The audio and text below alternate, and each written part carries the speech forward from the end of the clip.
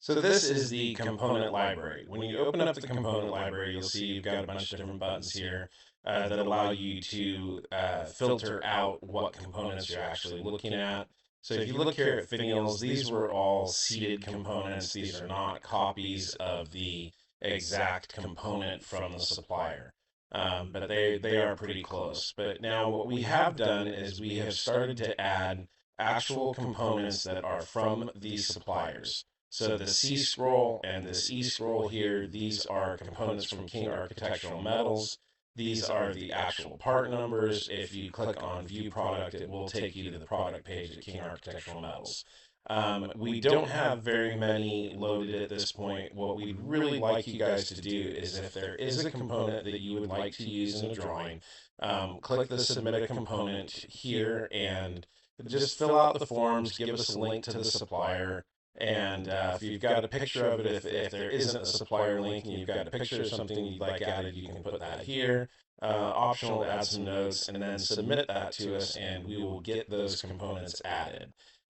We have also added a post cap here from King Architectural Metal. You're also able to do this yourself if you want to import an SVG. So if you have the ability to draw an SVG, or if you have the ability to convert from a DXF and you want to edit it yourself in the component designer and save it to your library, you're welcome to do that. When you submit a component, we create the file and then we save it to the global library so that everyone will be able to use it.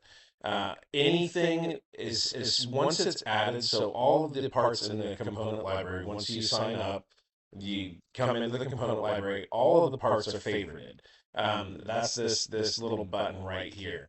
And it's an eyeball, which means that you see it in the gate designer. So you see all of these components in the drop-down menu. If there's a component that you don't want, let's say if the component library gets really big and you don't want all the components showing up, then you can just click this and that removes it from your drop-down menus in the designer. So I think the component library is super helpful. If you have any questions about it, please reach out to us. Thank you very much.